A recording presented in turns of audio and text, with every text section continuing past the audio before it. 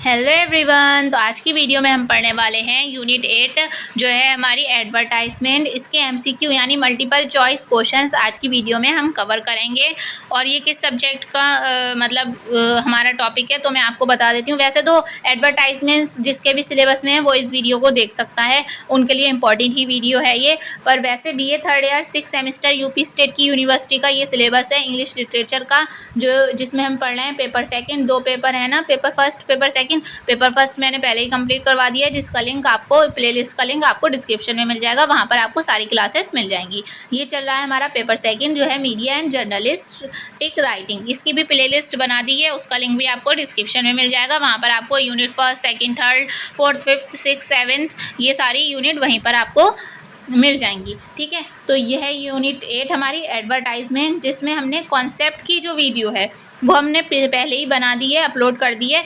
उसका लिंक भी आपको डिस्क्रिप्शन में मिल जाएगा। और वो कॉन्सेप्ट वाली वीडियो आप ज़रूर देख लें, तभी आपके क्लियर हो जाएगा कि एडवर्टाइजमेंट क्या होता है, उसके टाइप्स क्या होते हैं, ठीक है, एथिक्स क्या होते हैं, और उसको क्रिएट कैसे करते हैं एडवर्टाइजमेंट को। ठीक है, तो वहाँ से प्लीज़ वीडियो कॉन्सेप्ट वाली देख लें तो आपके अच्छे से क्वेश्चन समझ में आएंगे।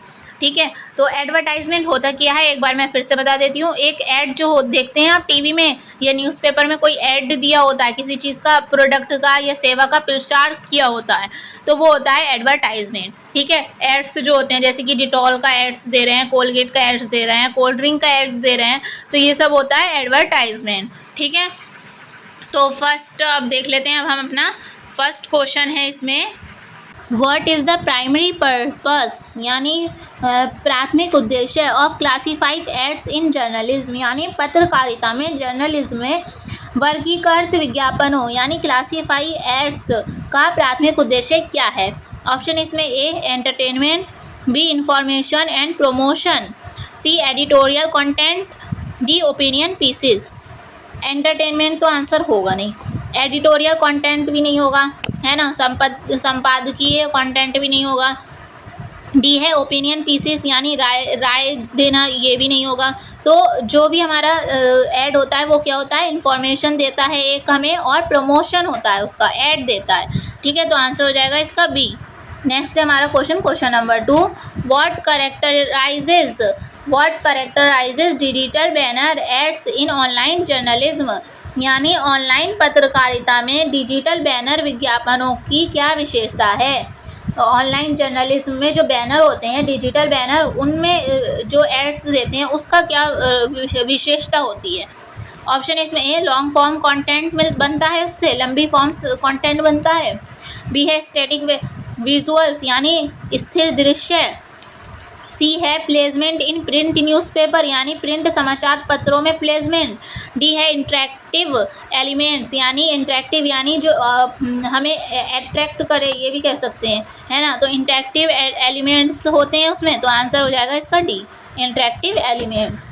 नेक्स्ट है हमारा question number 3, what does sponsor content इम टू अचीव इन जर्नलिज्म, यानी पत्रकारिता में प्रायोजित कंटेंट का लक्ष्य क्या होता है, उद्देश्य क्या होता है। ऑप्शन इसमें ए ऑब्जेक्टिव रिपोर्टिंग यानी वस्तुनिष्ठ रिपोर्टिंग करना, बी है एंटरटेनिंग कंटेंट यानी मनोरंजक कंटेंट बनाना, सी है इंटीग्रेशन विद एडिटोरियल मटेरियल्स यानी संपादकीय कंटेंट के साथ एकीकरण, डी है ब्रेकिंग न्यूज़ कवरेज यानी ब्रेकिंग न्यूज़ कवरेज करना। तो ये तो आंसर होगा नहीं, क्योंकि हम यहाँ पर ऐड की बात कर रहे हैं, और जो स्पॉन्सर कंटेंट होता है, जो प्रायोजित सामग्री होती है, उसका क्या लक्ष्य होता है ये बताना है। तो आंसर हो जाएगा इसका सी इंटीग्रेशंस विद एडिटोरियल मटेरियल्स यानी संपादकीय सामग्री के साथ एकीकरण करना।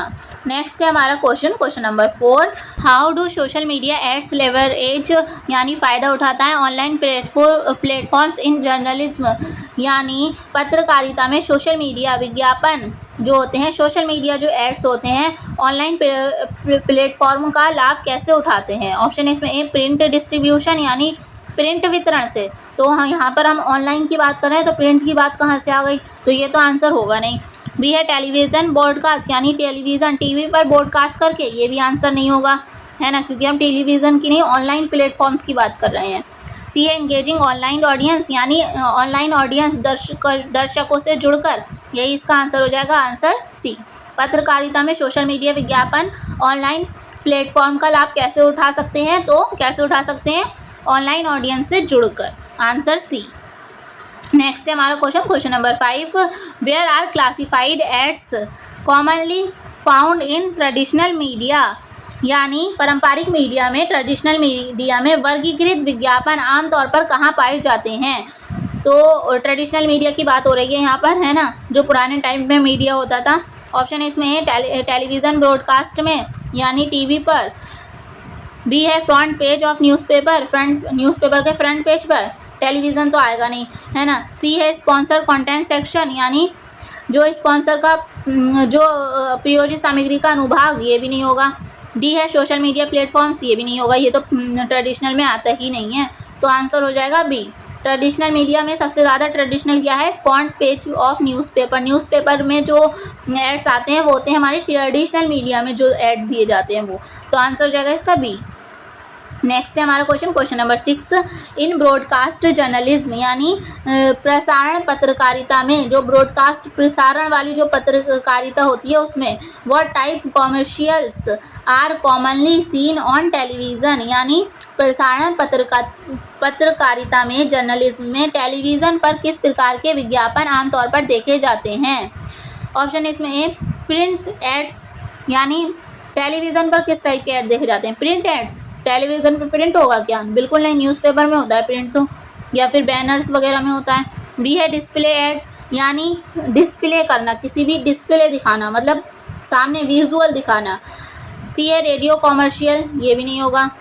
डी है टेलीविज़न कॉमर्शियल्स, तो हमारा आंसर होगा 6 का डी, टेलीविज़न कॉमर्शियल्स, यानी टेलीविज़न विज्ञापन। कॉमर्शियल्स मतलब विज्ञापन ही होता है, ठीक है, तो आंसर क्या हो जाएगा इसका डी।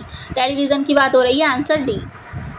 नेक्स्ट है हमारा question number 7, why is transparency crucial in various type of advertisement in journalism, यानी पत्रकारिता में विभिन्न प्रकार के विज्ञापनों में पारदर्शिता क्यों महत्वपूर्ण है, ट्रांसपेरेंसी क्यों ज़रूरी है। ऑप्शन इसमें A to hide the promotional nature, promotional nature को छुपाना, बिल्कुल नहीं, ट्रांसपेरेंसी का मतलब होता है दिखाना, छुपाना नहीं। बी है to confuse the audience, audience को कंफ्यूज करना, बिल्कुल नहीं। सी है to maintain credibility and trust, अगर ट्रांसपेरेंसी चाहे न्यूज़ में हो चाहे एडवर्टाइजमेंट में हो, जिसमें भी हो, उससे हमारा जो है विश्वास बनता है, ठीक है, क्रेडिबिलिटी एंड ट्रस्ट बनता है हमारा, तो आंसर हो जाएगा इसका सी। विश्वसनीयता और भरोसा बनाए रखने के लिए ट्रांसपेरेंसी होना चाहिए, चाहे वो न्यूज़ हो चाहे वो कुछ भी हो उसमें, ठीक है, आंसर सी। नेक्स्ट है हमारा question number 8, what is a primary ethical concern in advertising within journalism, यानी पत्रकारिता के भीतर विज्ञापन में प्राथमिक नैतिक चिंता क्या है, ठीक है, जो एथिकल कंसर्न है, चिंता है, वो क्या है। ऑप्शन इसमें ए एंटरटेनमेंट वैल्यू, यानी मनोरंजन मूल्य। बी है एडिटोरियल इंडिपेंडेंस, यानी संपादकीय स्वतंत्रता। सी है टारगेटिंग स्पेसिफिक डेमोग्राफिक्स, यानी विशिष्ट जनसंख्या को लक्षित करना। डी है डिजिटल एज चैलेंजेस, यानी डिजिटल युग की चुनौतियाँ। तो एथिकल कंसर्न की बात की है, प्राइमरी बताना है, तो आंसर हो जाएगा इसका बी, एडिटोरियल इंडिपेंडेंस, यानी संपादकीय स्वतंत्रता, ठीक है। What is the primary ethical concern in advertising within journalism, editorial independence, answer B. Next है हमारा question number 9, what are fundamental ethical principles in advertising in journalism, journalism के विज्ञापन की फंडामेंटल एथिकल प्रिंसिपल्स क्या हैं, यानी मौलिक नैतिक सिद्धांत क्या हैं।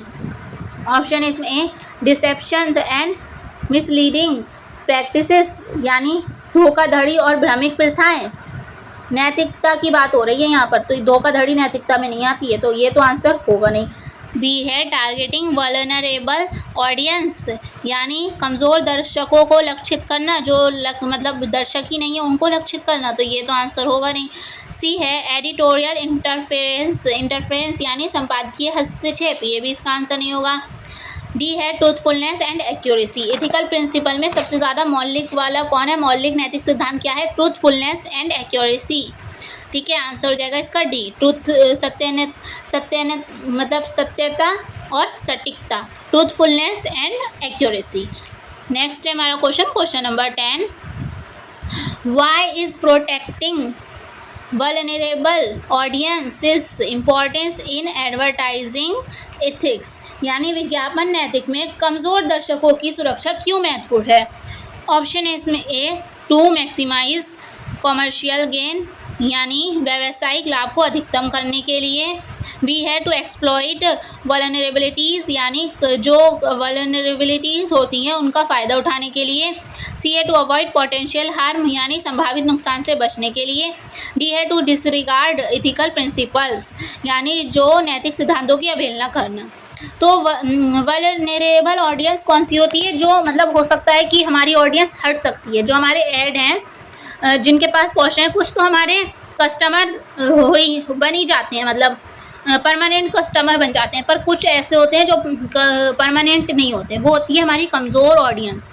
ठीक है, तो कमज़ोर ऑडियंस को हमें क्या करना चाहिए, उसको उन पर ज़्यादा ध्यान क्यों देना चाहिए, ताकि हम जो भी नुकसान होने वाला हो उससे बच सकें। ठीक है, संभावित नुकसान से बचने के लिए। तो आंसर हो जाएगा इसका सी। नेक्स्ट है हमारा question number 11, what is the overarching goal of advertising ethics in journalism, यानी पत्रकारिता में विज्ञापन नैतिकता का व्यापक लक्ष्य क्या है। ओवरआर्चिंग यानी व्यापक लक्ष्य किसमें, एडवर्टाइजिंग इथिक्स में। तो ऑप्शन है इसमें ए, मैक्सिमाइजिंग एडवर्टाइजिंग रेवेन्यू, यानी जो रेवेन्यू होता है विज्ञापन राजस्व को अधिकतम करना सॉरी। बी है एडिटोरियल इंटरफेरेंस, यानी संपादकीय हस्तक्षेप, तो ये तो आंसर होंगे नहीं। सी है सेफ गार्डिंग क्रेडिबिलिटी एंड ट्रूथवर्थीनेस, यानी जो है विश्वसनीयता और भरोसेमंदता की रक्षा करना। डी है hiding the nature of promotional content, यानी जो प्रमोशनल कंटेंट है उसके नेचर को छिपाना। तो 11 का हमारा आंसर हो जाएगा सी। इन्होंने पूछा था कि पत्रकारिता में विज्ञापन नैतिकता का व्यापक लक्ष्य क्या है, विज्ञापन नैतिकता का, इथिक्स का। तो क्या है, सेफ गार्डिंग क्रेडिबिलिटी एंड ट्रूथवर्थीनेस, यानी विश्वसनीयता को बनाना, भरोसेमंद होना। ठीक है, जो हम प्रोडक्ट दे रहे हैं उसकी अच्छाई ही जो है, हम फेक न्यूज़ मतलब फेक ना कहें, कि ये बहुत ज़्यादा बड़ा चढ़ा कर ना कहें ऐड में, है ना।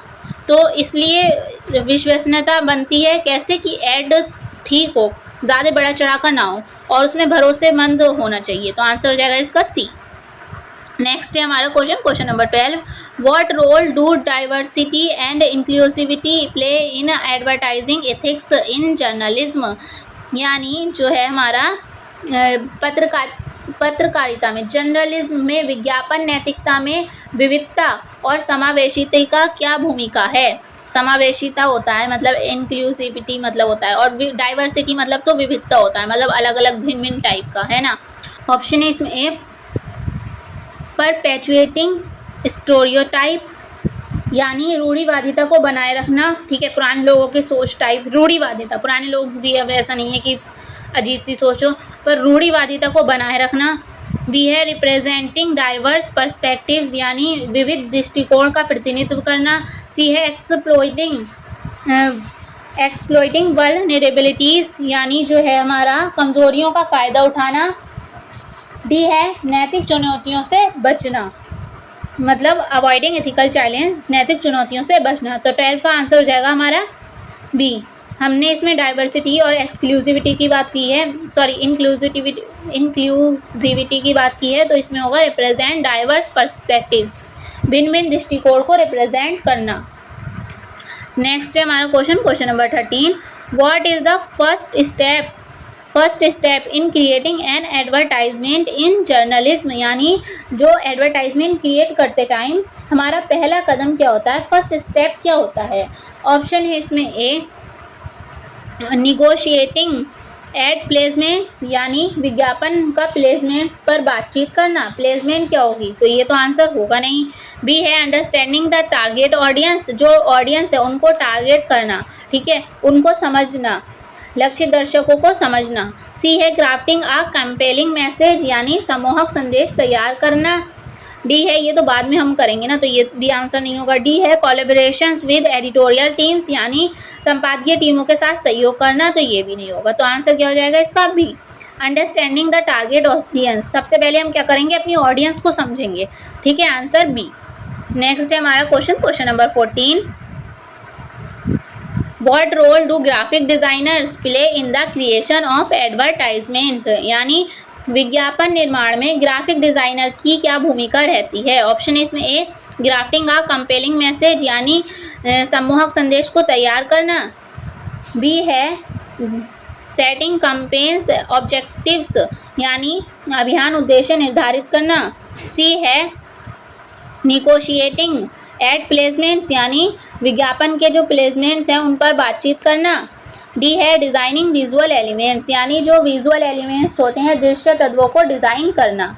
तो हम यहाँ पर ग्राफिक डिज़ाइनर की बात कर रहे हैं, तो इसका आंसर हो जाएगा डी।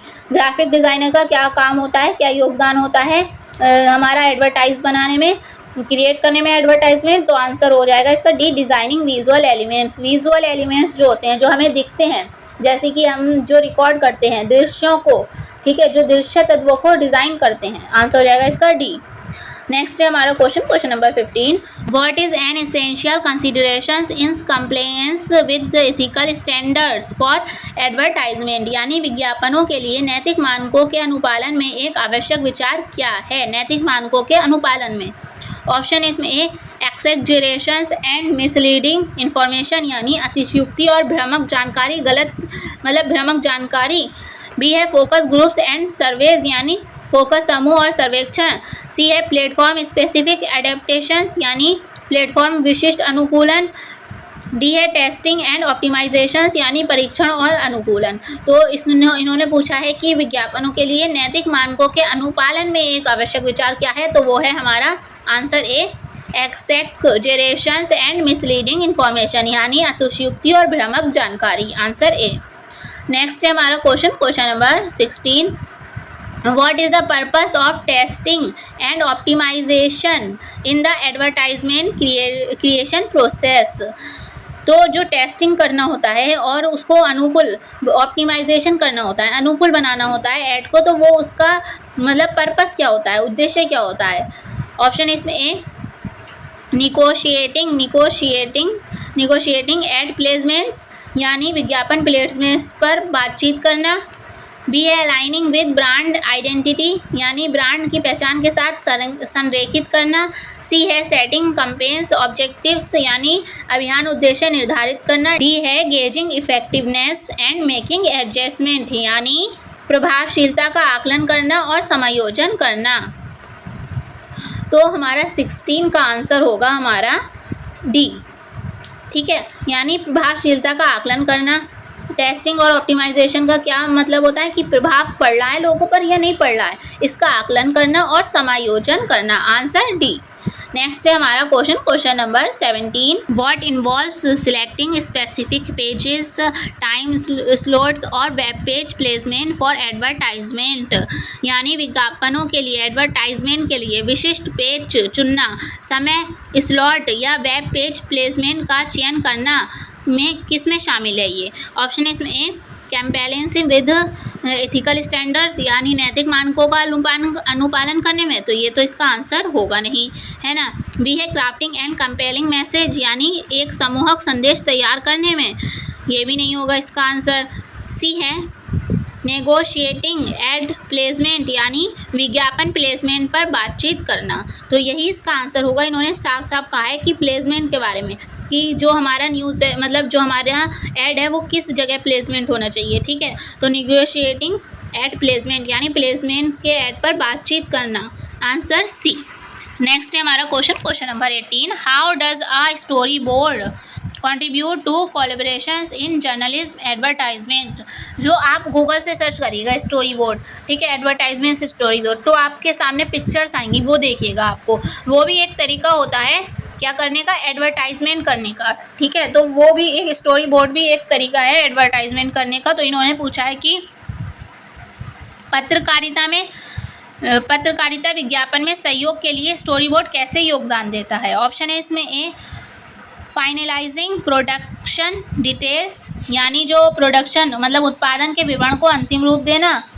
बी है स्ट्रीमलाइनिंग पोस्ट प्रोडक्शन यानी पोस्ट प्रोडक्शन को सुव्यवस्थित करना। सी है fostering communications among the creative team यानी रचनात्मक टीम के बीच संचार को बढ़ावा देना। डी है प्रोवाइडिंग क्लाइंट फीडबैक यानी क्लाइंट का फीडबैक प्रदान करना। तो 18 का हमारा आंसर हो जाएगा C, fostering communications among the creative team. रचनात्मक मतलब क्रिएटिव टीम के बीच संचार को बढ़ावा देना। आप देखना वो फ़ोटो बहुत क्रिएटिव होता है ना, वो पिक्चर्स बहुत ज़्यादा क्रिएटिव होती हैं और उसमें ऐड दिया जाता है, तो इससे क्या होता है क्रिएटिविटी पैदा होती है ना। क्रिएटिव टीम के बीच क्या होता है संचार को बढ़ावा दिया जाता है। तो आंसर हो जाएगा इसका सी, स्टोरी बोर्ड के ऊपर ये कहा गया है। नेक्स्ट है हमारा क्वेश्चन नंबर 19। ये भी स्टोरी बोर्ड पर के ऊपर क्वेश्चन है, तो पहले हम स्टोरी बोर्ड देख लेते हैं क्या होता है, बाद में हम ये क्वेश्चंस करेंगे, ठीक है। तो ये रहा हमारा स्टोरी बोर्ड, इसमें एक स्टोरी की तरह ऐड दिया गया है, देख सकते हैं आप इस प्रोडक्ट का इसमें ऐड दिया गया है और एक स्टोरी टाइप से इसको दिया गया है, ठीक है। ऐसी स्टोरी टाइप से और भी होता है और उसमें लाइंस भी लिखी होती हैं नीचे कुछ ना कुछ, है ना। एक स्टोरी बनाकर भी ऐड दिया होता है, मतलब पिक्चर्स होती हैं और कुछ लाइन्स होती हैं, है ना। तो स्टोरी बोर्ड यही होता है कि स्टोरी बनाकर ऐड देना, ठीक है। तो आपके समझ में आ गया होगा स्टोरी बोर्ड किस टाइप से होता है। तो हम चलते हैं क्वेश्चंस पर।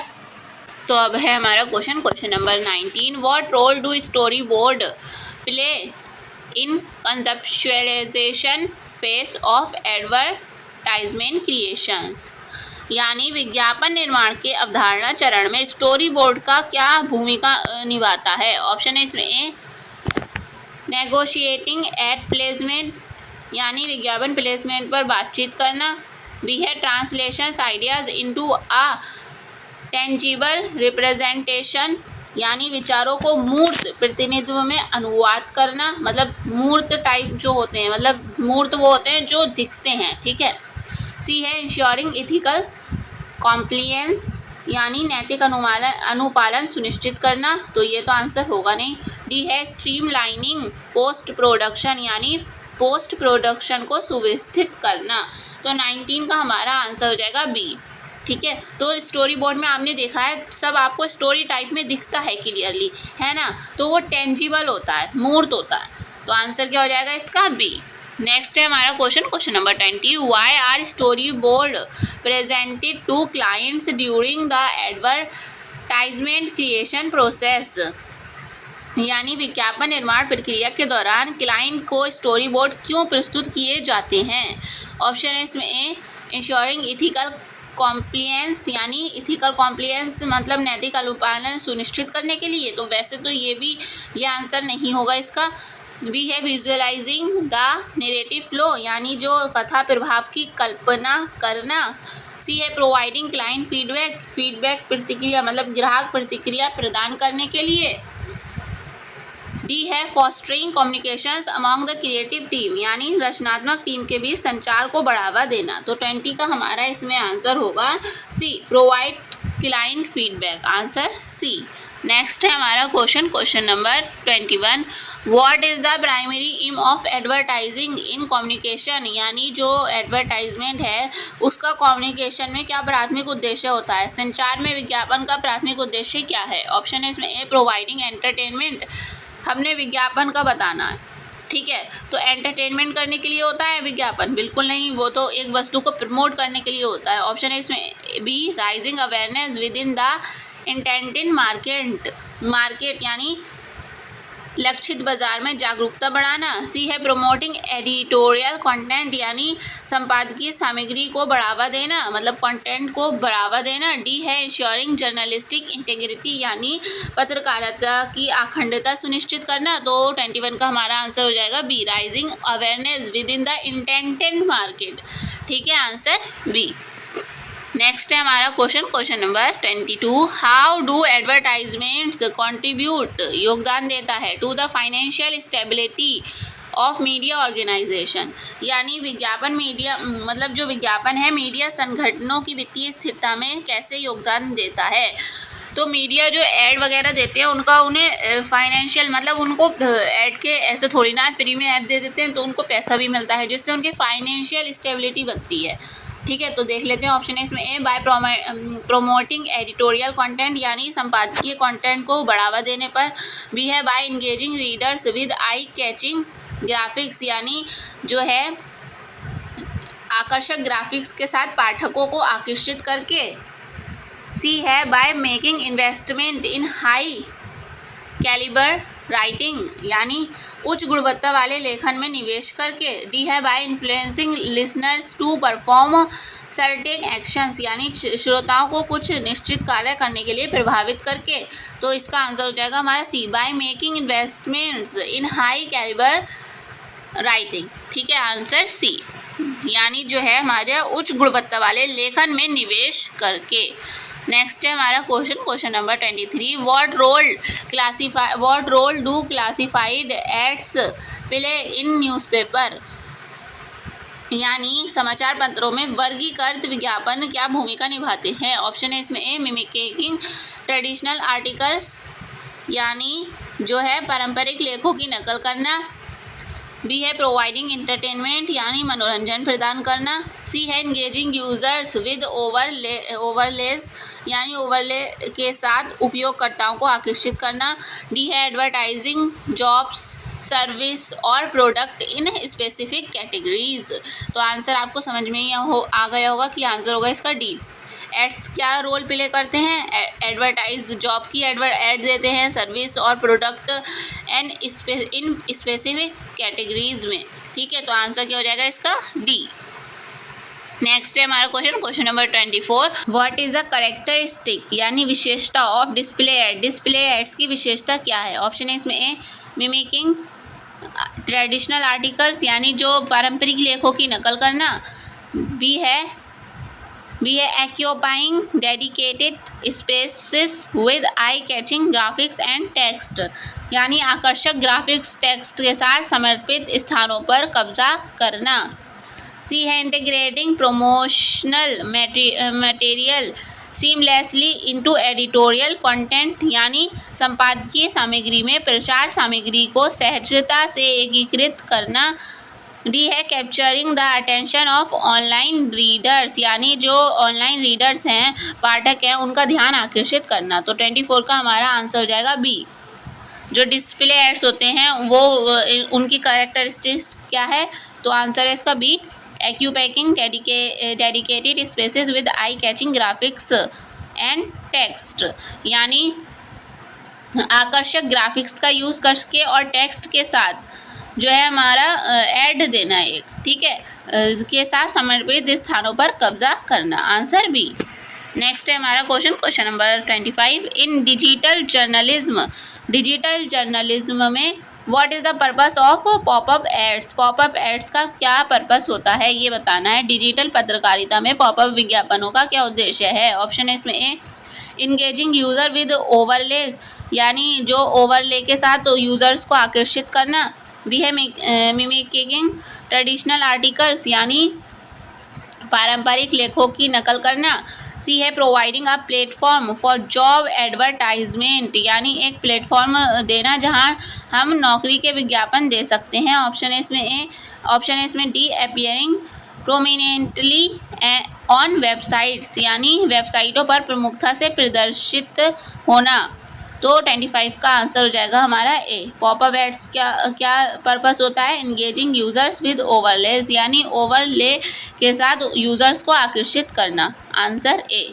याद रखिएगा, इंपॉर्टेंट क्वेश्चन है। नेक्स्ट है हमारा question number 26, what is the term for native advertising that integrates promotional material seamlessly into editorial content यानी जो है हमारा मूल विज्ञापन के लिए क्या शब्द है जो संपादकीय एडिटोरियल कंटेंट में प्रचार कंटेंट को सहजता से एकीकृत करता है। एडिटोरियल कंटेंट में विज्ञापन कंटेंट को सहजता से एकीकृत करता है।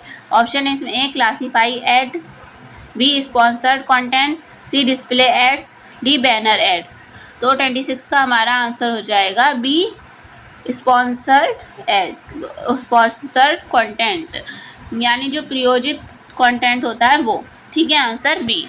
नेक्स्ट है हमारा question number 27, what form do advertisements take in broadcast journalism यानी प्रसारण पत्रकारिता में विज्ञापन किस रूप में होता है? प्रसारण पत्रकारिता में मतलब ब्रॉडकास्ट जर्नलिज्म में जो एडवर्टाइजमेंट है वो किस टाइप से होता है, किस फॉर्म में होता है? ऑप्शन इसमें ए पॉपअप एड्स कहते हैं, बी स्पॉन्सर कंटेंट कहते हैं, सी टेलीविज़न और रेडियो कमर्शियल्स कहते हैं, डी डिस्प्ले एड्स कहते हैं। तो 27 का हमारा आंसर है सी टेलीविज़न और रेडियो कमर्शियल्स, यानी जो ब्रॉडकास्ट जर्नलिज्म में जो एडवर्टाइजमेंट होते हैं वो किस फॉर्म में होते हैं? टेलीविज़न और रेडियो कमर्शियल्स। याद रखिएगा, इंपॉर्टेंट क्वेश्चन है। नेक्स्ट है हमारा question number 28। What potential concern arises when the line between editorial content and advertising becomes blurred, यानी जो है संपादकीय सामग्री और विज्ञापन के बीच की रेखा धुंधली होने पर क्या संभावित चिंता उत्पन्न होती है? जो संपादकीय सामग्री है, जो एडिटोरियल कंटेंट है और विज्ञापन वो एक से एक जैसे लगने लगे तो उससे क्या प्रॉब्लम होगी? ऑप्शन इसमें ए प्रोवाइडिंग एंटरटेनमेंट, ये तो आंसर होगा नहीं। एंटरटेनमेंट प्रोवाइड करेगा? बिल्कुल नहीं। मतलब जो हमारा विज्ञापन है और एडिटोरियल कंटेंट है वो सेम सा लगने लगे तो कैसी चिंता उत्पन्न होगी ये बताना है। ऑप्शन है इसमें प्रोवाइडिंग एंटरटेनमेंट, बिल्कुल नहीं। बी है एथिकल कंसर्न, यानी जो नैतिक चिंताएं हैं वो उत्पन्न होंगी। सी है इंगेजिंग रीडर्स विद ग्राफिक्स, यानी जो ग्राफिक्स के साथ पाठकों को आकर्षित करना, ये भी नहीं इन्होंने चिंता पूछा है, कंसर्न पूछा है। डी है making investment in high calibre writing, यानी उच्च गुणवत्ता वाले लेखन में निवेश करना। तो आंसर हो जाएगा इसका बी इथिकल कंसर्न, नैतिकता से रिलेटेड चिंताएं उत्पन्न होंगी, क्योंकि अगर हम न्यूज़ में ही अपना ऐड देने लगे है ना तो ये गलत होगा ना। एडिटोरियल कंटेंट में ही अगर हम ऐड देने लगे, मतलब एडिटोरियल कंटेंट भी ऐड जैसा बन जाए तो ये गलत होगा बिल्कुल। तो एथिकल कंसर्न की बात है ये, ठीक है, नैतिक चिंता की बात है। तो आंसर हो जाएगा इसका बी। नेक्स्ट है हमारा question number 29। What term describe content that mimics the style of traditional articles but serves as promotional materials, यानी जो है कौन सा शब्द उस कंटेंट का वर्णन करता है जो पारंपरिक यानी ट्रेडिशनल आर्टिकल्स की स्टाइल की नकल करता है, लेकिन कंटेंट जो होता है वो विज्ञापन के रूप में ही कार्य करता है। कौन सा शब्द ऐसा कंटेंट का वर्णन करता है जो पारंपरिक आर्टिकल्स की शैली की नकल करता है, स्टाइल की नकल करता है, लेकिन विज्ञापन कंटेंट के रूप में कार्य करता है? ऑप्शन है इसमें A display ads, B classified ads, C ethical concerns, D advertorials. तो 29 का हमारा आंसर हो जाएगा डी एडवर्टोरियल्स। विज्ञापन जो होता है हमारा एडवर्टोरियल्स, तो ये याद रखिएगा, ये ट्रेडिशनल आर्टिकल्स की तरह होता है पर काम किसकी तरह करता है? प्रमोशनल मटेरियल की तरह। याद रखिएगा, इंपॉर्टेंट क्वेश्चन है ये भी। नेक्स्ट है हमारा question number 30। In the context of advertising in journalism, what do media organization need to navigate to maintain credibility, यानी पत्रकारिता में विज्ञापन के संदर्भ में मीडिया संगठनों यानी मीडिया ऑर्गेनाइजेशन को विश्वसनीयता क्रेडिबिलिटी बनाए रखने के लिए क्या करने की आवश्यकता होती है? विश्वसनीयता बनाए रखने के लिए क्या करना पड़ता है जो एडवर्टाइजमेंट जो करवाते हैं? ऑप्शन इसमें ए डिस्प्ले एड्स, एड को डिस्प्ले करना, बी एथिकल कंसर्न यानी नैतिक चिंताएं, सी स्पॉन्सर्ड कंटेंट यानी प्रायोजित सामग्री, डी पॉपअप एड्स यानी पॉपअप जो विज्ञापन होते हैं वो। तो हमारा 30 का आंसर होगा बी एथिकल कंसर्न, ठीक है, मतलब नैतिकता की जो चिंताएं हैं उनको ध्यान में रखना पड़ता है क्रेडिबिलिटी यानी विश्वसनीयता बनाए रखने के लिए। तो आंसर हो जाएगा इसका बी। नेक्स्ट है हमारा question number 31। What does the conclusion emphasize मतलब बढ़ावा देना या जोर देना about the role of advertising in journalism, यानी निष्कर्ष पत्रकारिता में विज्ञापन की भूमिका के बारे में क्या जोर दिया जाता है? ऑप्शन है इसमें ए प्रोवाइडिंग एंटरटेनमेंट यानी एंटरटेनमेंट प्रोवाइड किया जाता है, बी इंश्योरिंग जर्नलिस्टिक इंटीग्रिटी यानी पत्रकारिता की अखंडता सुनिश्चित करना, सी है giving media outlets necessary funding यानी मीडिया आउटलेट्स को आवश्यक फंडिंग देना, डी है बैलेंसिंग आई कैचिंग ग्राफिक्स यानी आकर्षक ग्राफिक्स का संतुलन बनाना। तो 31 का हमारा आंसर है C. Giving media outlets necessary funding, यानी मीडिया आउटलेट्स को आवश्यक फंडिंग देना। ठीक है, तो आंसर हो जाएगा इसका सी। नेक्स्ट है हमारा question number 32। What significant challenge do media companies face in the ever changing world of journalism and advertising. मतलब जो चेंजेस हो रहे हैं ना, इसके वजह से जो चैलेंजेस, चुनौतियां हमारे मीडिया कंपनीज को झेलनी पड़ती हैं वो क्या हैं। ठीक है, एडवर्टाइजिंग और पत्रकारिता और एडवर्टाइजिंग यानी विज्ञापन में, यानी पत्रकारिता और विज्ञापन की लगातार बदलती दुनिया में मीडिया कंपनियां को किस महत्वपूर्ण चुनौतियों का सामना करना पड़ता है। जो चेंजेस आ रहे हैं हमारे वर्ल्ड में, है ना, जर्नलिज्म में, पत्रकारिता में, एडवर्टाइजिंग में, उनमें चेंजेस आने की वजह से क्या क्या चुनौतियों को सामना करना पड़ता है हमारे मीडिया ऑर्गेनाइजेशन को, कंपनीज को। ए है प्रोवाइडिंग एंटरटेनमेंट, यानी एंटरटेनमेंट प्रोवाइड कराना। तो ये चैलेंजेस थोड़ी ना है, तो ये तो आंसर होगा नहीं, चैलेंज पूछा है इन्होंने। वी है rising awareness within the intended market, यानी लक्षित बाजार में जागरूकता बढ़ाना। सी है balancing journalistic integrity and financial survival, यानी जो है हमारा जो बैलेंस बनाना, पत्रकारिता की अखंडता और वित्तीय अस्तित्व, फाइनेंशियल अस्तित्व का संतुलन बनाना। डी है एंगेजिंग रीडर्स विद ओवरले, यानी ओवरले के साथ पाठकों को आकर्षित करना। तो हम यहाँ पर चैलेंज की बात कर रहे हैं, तो आंसर हो जाएगा इसका सी। जो है एक चुनौती है हमारे लिए कि हमें संतुलन बनाना पड़ेगा। ठीक है, चेंजिंग वर्ल्ड, इतना ज़्यादा वर्ल्ड चेंज हो रहा है, तो हमें क्या करना पड़ेगा, पत्रकारिता की अखंडता, इंटीग्रिटी एंड फाइनेंशियल सर्वाइवल, यानी वित्तीय अस्तित्व का संतुलन बना के रखना पड़ेगा। ठीक है, तो आंसर हो जाएगा इसका सी।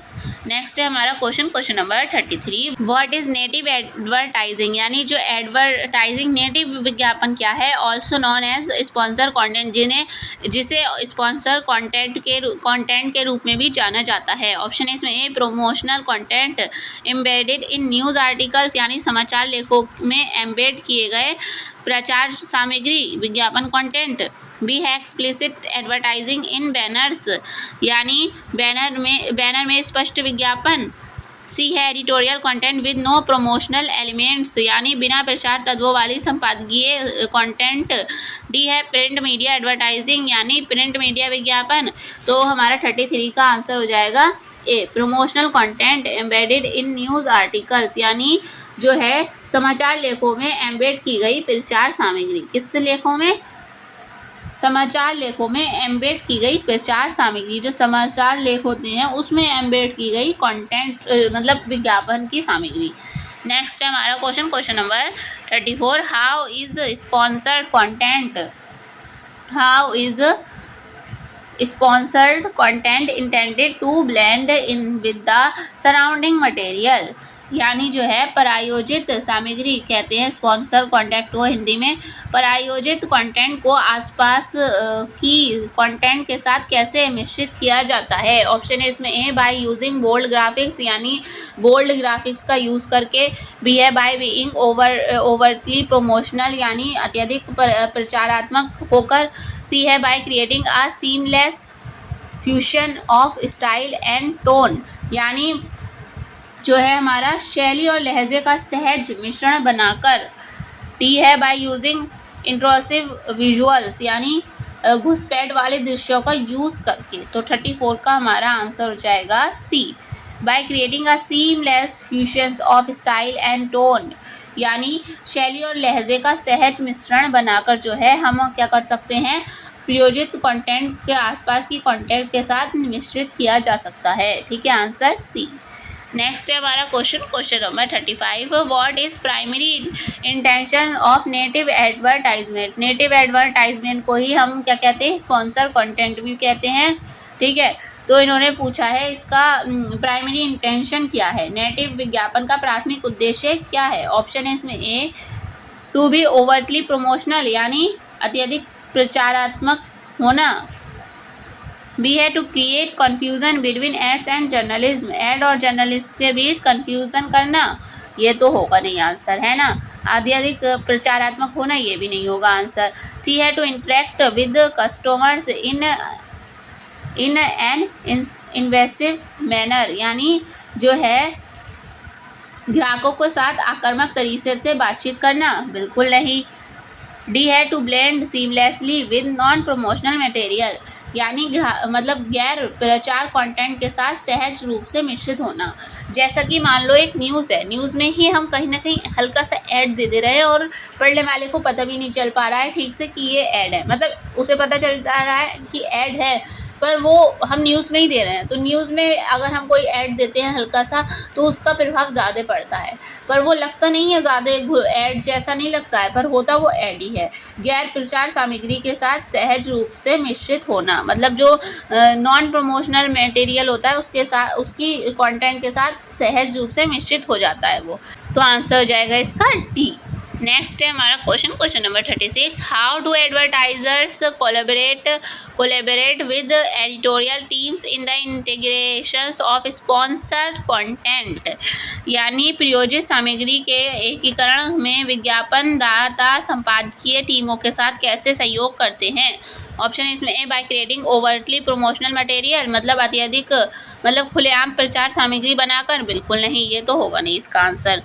बी है बाय अवॉइडिंग एनी कोलेबरेशन, यानी कोलेबरेशन सहयोग से बचकर, ये भी नहीं होगा आंसर। सी है by ensuring a subtle and seamless fit, यानी सूक्ष्म और निर्बाध फिट सुनिश्चित करके। डी है बाय यूजिंग इंट्रोसिव विजुअल्स, यानी घुसपैठिया दृश्यों का यूज़ करके, बिल्कुल नहीं। तो आंसर क्या हो जाएगा इसकी, आंसर हो जाएगा इसका सी, यानी सूक्ष्म और निर्बोध फिट सुनिश्चित करके, मतलब सूक्ष्म रूप से हम ऐड दे रहे हैं और उनको पता नहीं चल रहा है। इस टाइप से हम करते हैं कोलैबोरेशन एडवर्टाइजिंग मतलब एडिटोरियल टीम्स के साथ। तो आंसर हो जाएगा इसका सी। नेक्स्ट है हमारा question number 37। What is the significance of transparency in sponsor content, यानी प्रायोजित सामग्री में पारदर्शी का क्या महत्व है, ट्रांसपेरेंसी का क्या महत्व है स्पॉन्सर कंटेंट में। ए है टू कंफ्यूज रीडर्स को कंफ्यूज करना। बी है टू इरोड ट्रस्ट, यानी जो ट्रस्ट है विश्वास को ख़त्म करना, तो ये तो होगा नहीं आंसर।